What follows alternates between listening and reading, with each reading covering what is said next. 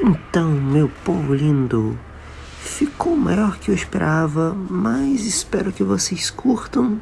Se quiserem ficar ouvindo só, enquanto fazem outras coisas, fique à vontade, pois realmente ficou muito grande esta análise e eu espero que vocês curtam. E sem mais delongas, vamos lá.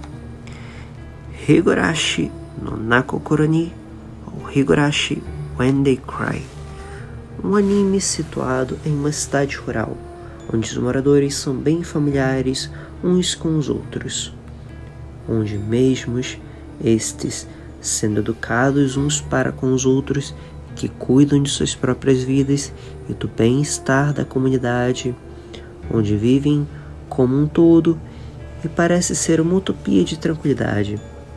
Porém, nesta ainda há o espaço para que haja certas regras a serem cumpridas, e muitas nem devem ser mencionadas, seja moralmente ou por um consenso geral da comunidade, que simplesmente devem ser seguidas à risca.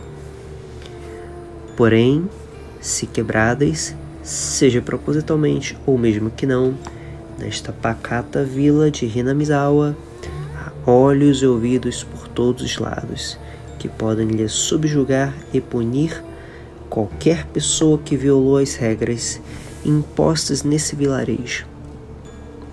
Pois é assim que funciona no antro social em regiões pequenas e rurais, onde todos se conhecem e possuem um alto grau de familiaridade uns para com os outros, diferente de regiões ou cidades grandes, onde problemas alheios acabam se dissipando e sendo esquecidos. Esta terra é bem diferente, e diferente de nossa cultura brasileira, que somos receptivos e calorosos em sua grande maioria, nesta terra nipônica, especialmente esta, estrangeiros e forasteiros não são bem receptivos. E está evidente quanto mais a fundo uma pessoa de fora se aventurar nessas terras chamadas de Hinamizawa. Pode ser profundamente desconfortável ser o único estranho em um lugar cheio de segredos e valores. E é neste antro que o terror da série é projetada, como ser excluído ou cancelado em um lugar onde você pode estar sozinho. Contudo, ao passo que tais eventos ocorram, é também surpreendentemente confortável saber que vocês têm um pequeno círculo de amigos e vizinhos que prezam uns aos outros a este ponto. Higurashi é uma história profunda e introspectiva, a qual pode ser muito bem descrita em uma só palavra, tal sendo esta uma contradição, bem mais elaboradamente, uma contradição em suas emoções e como ver a obra. Elaborando um pouco mais, também como é um anime, uma visual novel, um mangá, ludibriado de efeitos visuais e gore para atrair suas curiosidades e com seu resultado chocar o espectador com tais cenas violentas, principalmente por o centro de onde observamos tal história, se tratando de um bando de adolescentes sendo brutalmente mortos diversas vezes e de variadas formas criativas e diferentes ao redor da história. E eu lhe dou crédito. Pode ter pessoas que se atraem pela obra, simplesmente por esse aspecto. Muitas pessoas, e até mesmo próprios adolescentes, gostariam de ver outros adolescentes ou jovens sendo brutalmente mortos em um anime por simplesmente gostarem dessa temática que choca e possui gore. E é desta forma que há um apelo estrondoso sobre tais choques e gráficos que acontecem com estes e vem sustentando uma franquia lucrativa e de pouquíssimo baixo orçamento, para a época e que se manteve relativamente notória através desses anos todos até os dias atuais. Porém, eis que vem o diferencial desta franquia, pois acompanhe meu raciocínio. Tipo, você meio que pensará que há mais do que só o citado acima, o que eu falei, né? Até porque, caso contrário, não estaríamos recebendo sequências de tal em pleno outubro de 2020 e uma já confirmada 4ª temporada para este junho de 2021.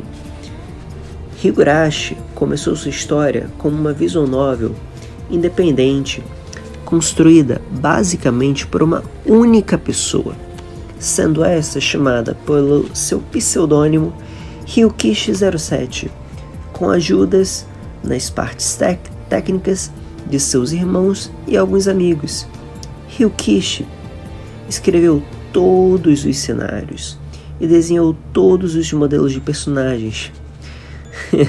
E como você pode ver pela tela, meio que eu não preciso dizer muito bem qual era a maior especialidade dele. Apesar de que eu não vou apontar o dedo, pois o máximo que eu consigo desenhar seria uma pessoinha em forma de palito mesmo.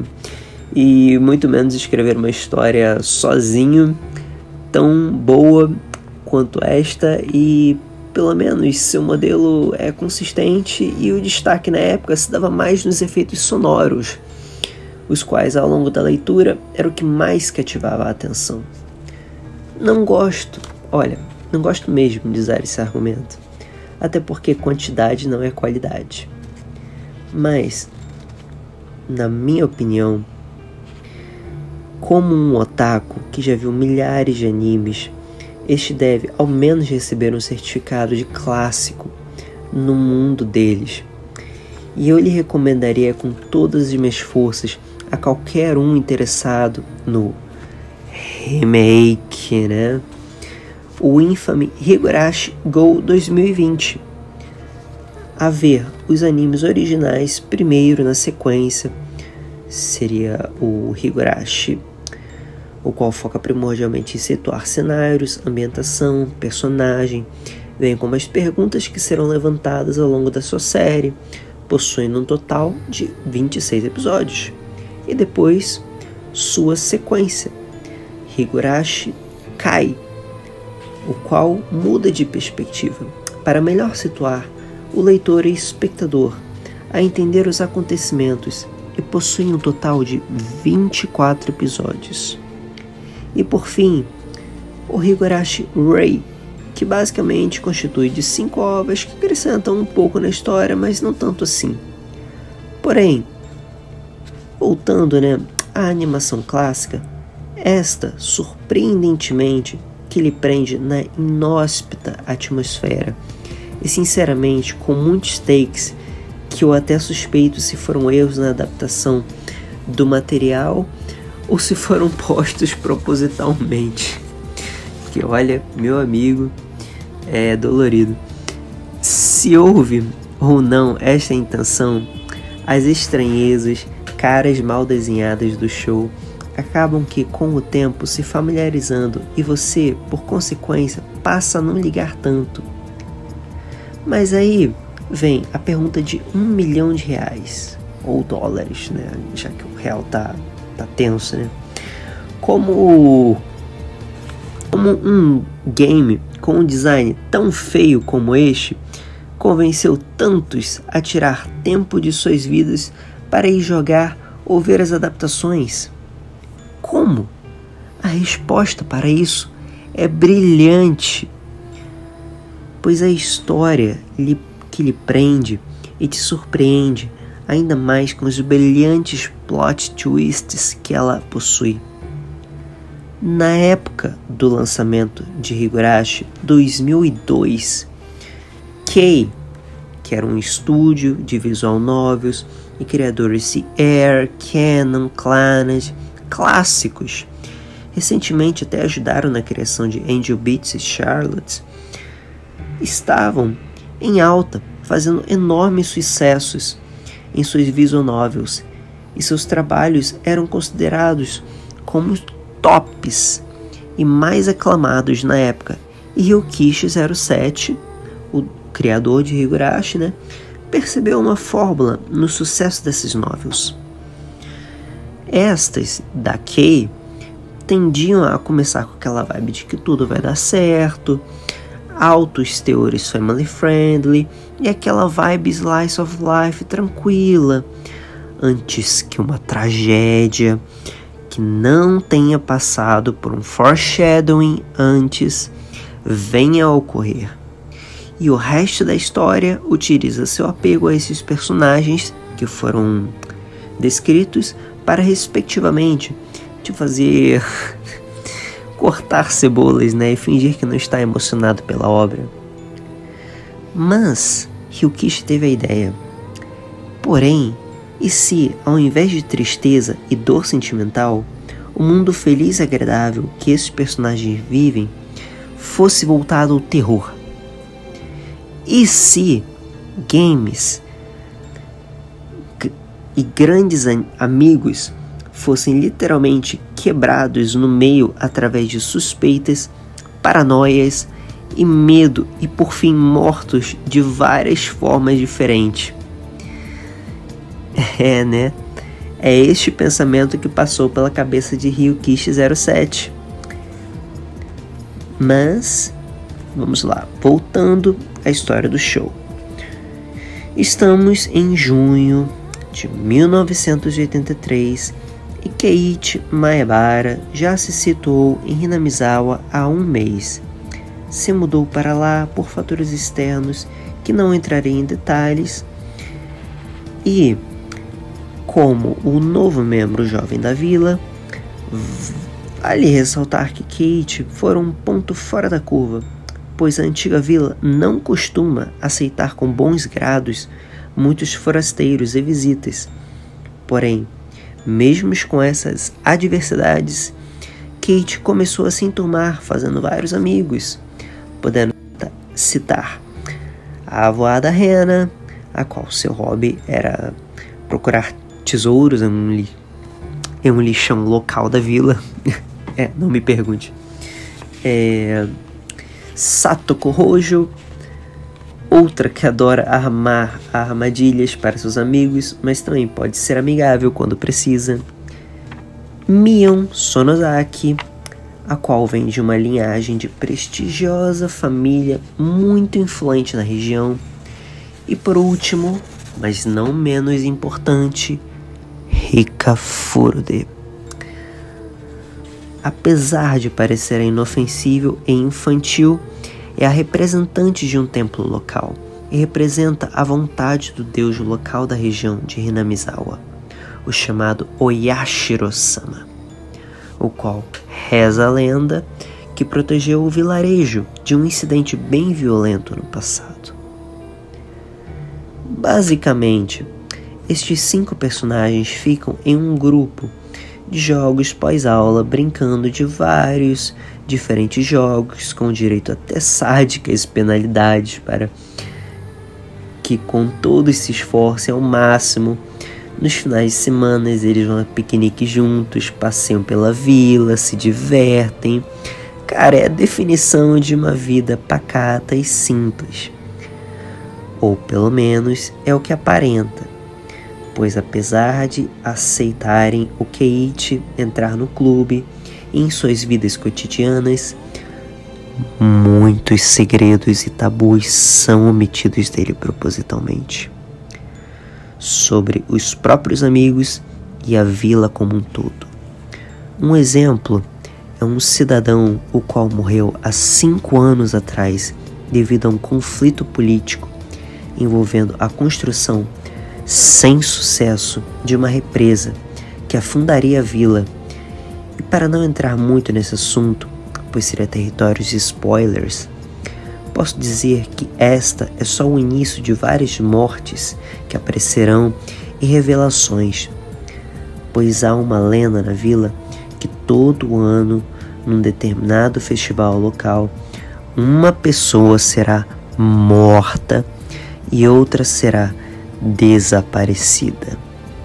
vítimas, sacrifícios, como os moradores da vila assim interpretam, sendo a maldição de Oyashiro. Mas, claramente, maldições não são reais, não é mesmo?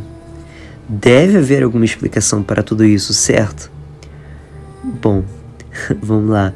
Neste ano, a maldição decidirá que levará a enfermeira local, Miyotakano, e seu super e bombado fotografista, é bombado mesmo, chamado Tomitaki, o qual fora, coincidentemente, a pessoa que dera as pistas sobre o passado sombrio da vila para Kate, que começou a questionar a veracidade da situação, e seus amigos só confirmaram, mas suas suspeitas, por a todo custo, tentam evitar tais assuntos, chegando até a mentir sobre o ocorrido relativo às mortes. E sim, você pode argumentar que eles estavam fazendo tais atos para simplesmente evitar medos desnecessários. Mas e se não for? Por que a Rena e a Mio sempre olham para ele deste modo? Por que elas se tornaram tão frias com ele quando este traz à tona tópicos do passado de Hinamizawa? E por fim, por que elas ficam tão irritadas com ele quando mesmo busca resposta e dialoga com o detetive Oishi sobre o caso? Por que a Rena está sempre andando com aquele machado de forma mais assustadora? E mais, por que havia uma agulha no lanche que ela trouxe para ele? E o que realmente aconteceu com Satoshi, o outro e antigo membro do clube de jogos, o qual Kate está fazendo parte? E ele simplesmente desapareceu até o festival do ano passado. Onde foi parar esse Satoshi? Meras dúvidas e incertezas vão aos poucos se concretizando. Elas estão escondendo algo. Elas sabem de algo. Elas fizeram algo. Elas podem achar que ele sabe demais e elas farão algo com ele, a não ser que ele age antes. Kate então usa um taco de beisebol para se defender quando estas chegam um dia tentando injetar com uma seringa alguma espécie de droga em seu próprio quarto. Finalmente, Kate tinha convicção de que estava sob ameaça de morte e se defende, ao que ele só pode descrever como legítima defesa. E ainda fugindo de suspeitos que rondavam a sua casa quando esses tentam capturá-lo. Porém, mesmo com todos esses acontecimentos, Kate não se sente seguro, como se estivesse alguém por perto, passos de algo ou alguém se aproximando cada vez mais de perto dele, uma presença em seus ombros, observando, escutando e esperando. E antes que o detetive Oishi pudesse ajudá-lo, quem quer que seja ou o que quer que seja alcança Kate. Depois do mesmo rasgar sua própria garganta, tudo o que ele deixa para trás é um pedaço de papel com uma única anotação, implorando para quem quer que ache tal nota exponha a verdade por trás de tudo. Algo que somente nós, como uma audiência e espectadores, pode desvendar. Por que tudo isso aconteceu? Por que tal destino cruel se recaiu sobre Rena e Mion? Por que elas estavam se comportando daquele modo para início de conversa? Será mesmo que elas estavam agindo desta forma? Ou seria algo mais perturbador que estava obscurecendo os seus pensamentos e o levando contra seus amigos? Poderia ser verdade mesmo a maldição de Oyashiro? Poderia ser que nem sempre mistérios acompanham soluções? tudo que acontece em Hinamizawa acontece por um motivo. Porém, tais razões nem sempre são claras. Para se compreender, e simplesmente havia muito pouco tempo para que a tragédia se consumisse, e nem todas as pistas fossem reveladas a tempo, para que pelo menos nós, como audiência, pudéssemos entender de fato o que ocorrera. Porém, contudo, todavia, felizmente ou infelizmente, dependendo do seu ponto de vista, essa não é a única chance que nos é dada para desvendar tal mistério.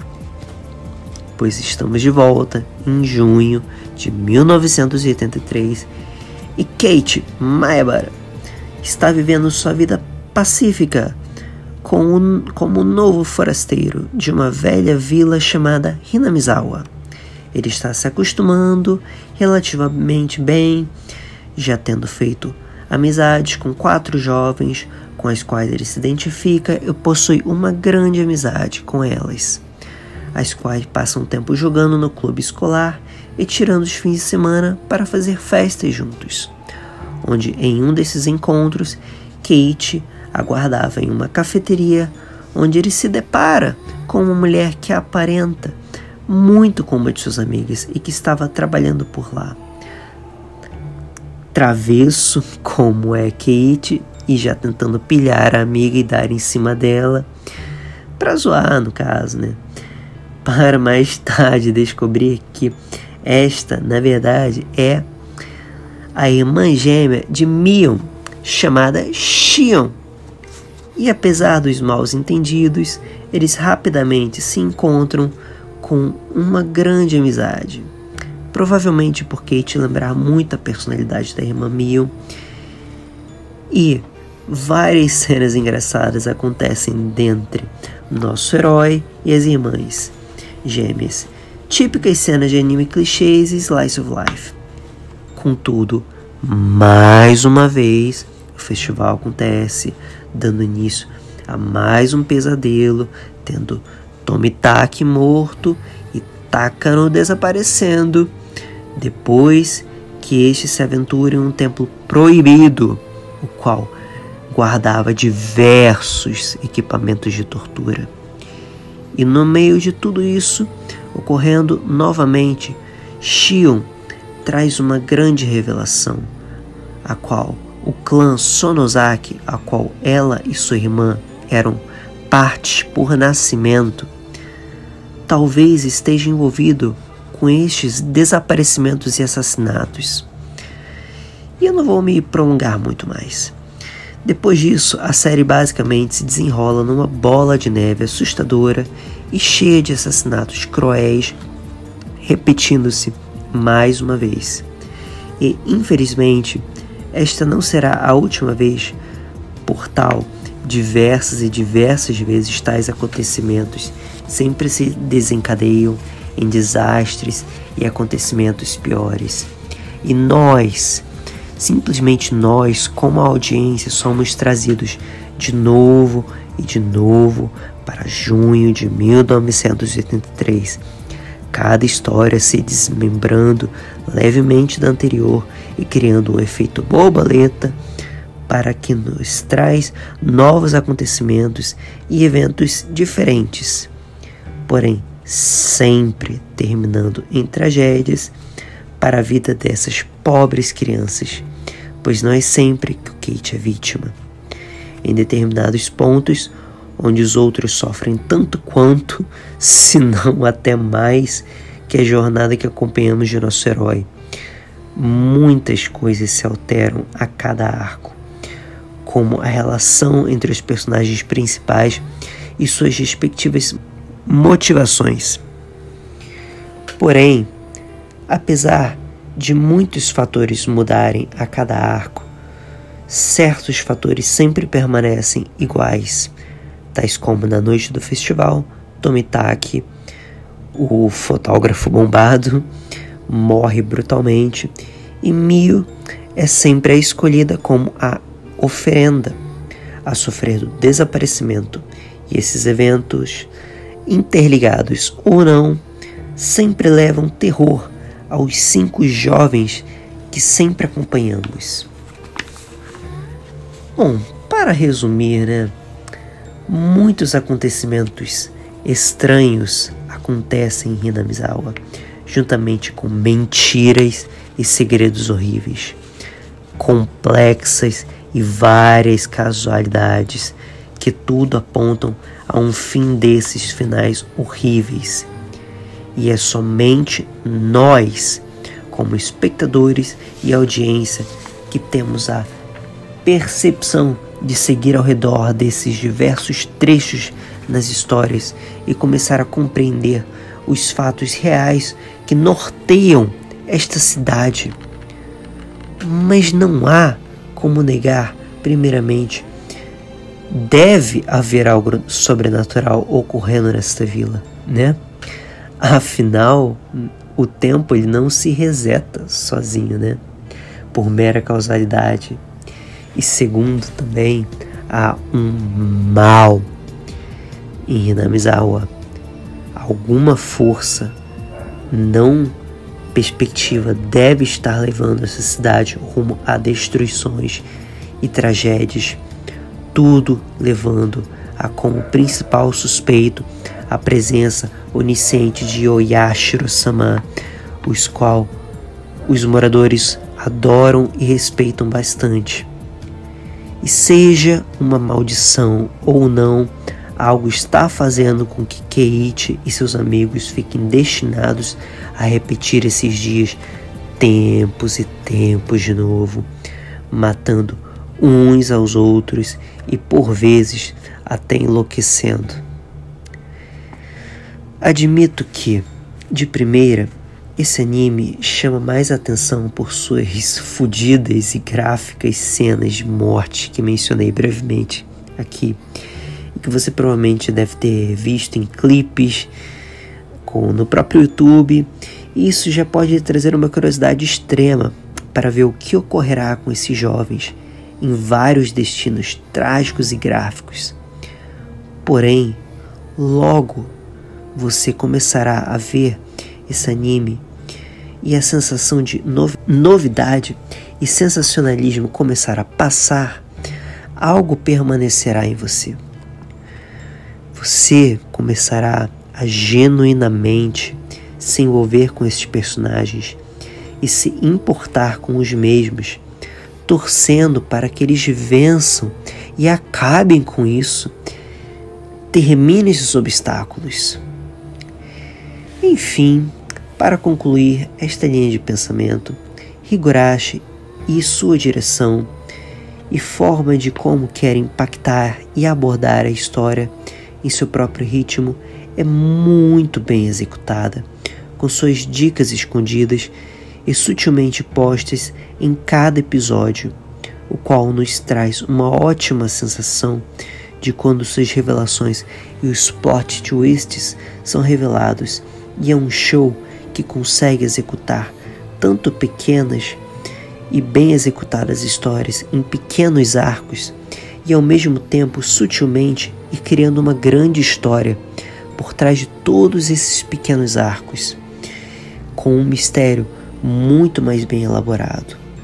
Além de, indo mais a fundo, vemos uma história mais bem conectada com as outras obras desse mesmo autor, sendo Umineko e Cicada, o qual não vou adentrar, pois o vídeo já deve estar ficando muito grande e provavelmente deve estar ficando muito grande, mas para quem gosta de crossovers e ver personagens cativantes de outra obra aparecendo em outras, esta série When They Cry, né, que é a série do autor de Ryukishi, ele nomeia todas elas, é Umineko, When They Cry, Higurashi, When They Cry, Cicada, When They Cry. É um anime prato feito para quem gosta disso, né? Para quem gosta de crossovers. A gente não vê muito por aí, né? por fim, né, vendo agora de um lado técnico e de como fora redigida a história de Higurashi, voltando, né, ao tópico do vídeo, né, e do título, vale a pena realçar também a complexidade dos personagens que a princípio parecem ser genérico, mas vendo ao longo de vários loops à frente na história, percebemos o quão profundo e bem feito foram esses personagens construídos. Um exemplo seria o próprio Keiichi, que a princípio parece lembrar o tipo protagonista Harem, mas por debaixo disso, este possui diversas outras camadas agregadas à sua personalidade, como um ser de um personagem incrivelmente carismático e confiante, indo mais a fundo sem dar spoilers, pode-se ver que ele é cheio de qualidades, mas também defeitos, e sob ocasiões especiais, ele pode até ser um babaca, um extremo de um babaca. E isso não vem da maldição, não, é da característica dele mesmo, mas tudo vale do que ele está passando, né? E ele não é o único que se enquadra nessa análise, pois suas amigas e heroínas da história também possuem tais traços e motivações, alianças próprias, não estando lá somente para ser fofas, moês e assassinas de vez em quando. Cada personagem possui sua própria motivação e desejos, e até o modo como estes são levados. A loucura varia de personagem para personagem, e tal se estende para todos os moradores de Hinamizawa. Não irei me aprofundar muito nisto, pois descobrir o que cada personagem quer, suas motivações e aliança é tão parte do mistério quanto qualquer detalhe sobre a maldição de Oyashiro. E o propósito do vídeo, né, não é expor esses mistérios, e sim descobrir, tal por si mesmos, o que diabos, né, está ocorrendo.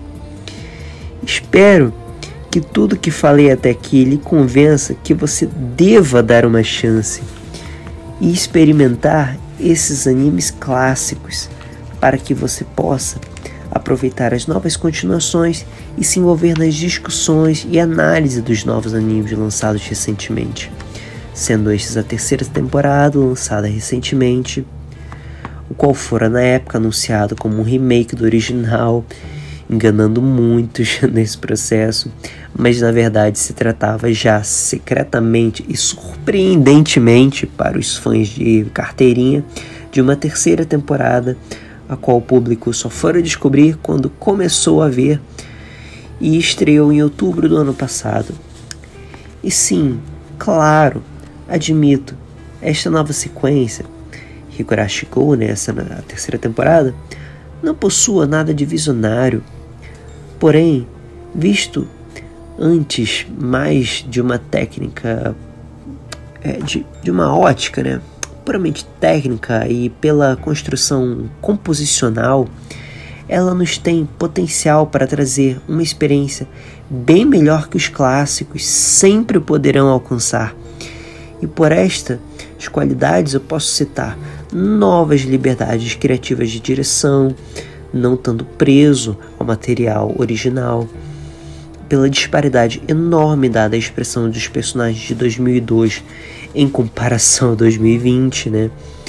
Tanto os estúdios quanto o material disponível para eles, a ambientação mais bem trabalhada, os seus muito bem trabalhos de ângulos de câmera e frames, com uma narrativa com foreshadowing bem mais trabalhado e inesperado, e, por fim, né, mas não menos importante, mesmo este sendo um novo lançamento me deixando com sentimentos ambíguos sobre o que pensar sobre o show e o caminho que o mesmo está levando, eu me lembro que esta é uma sequência de um dos grandes clássicos de terror no mundo dos animes, e isso me deixa mais entusiasmado para ver um dos grandes animes que vi quando tinha a idade desses personagens, tomar vida e ser novamente comentada agora em mídias sociais e trazido a vida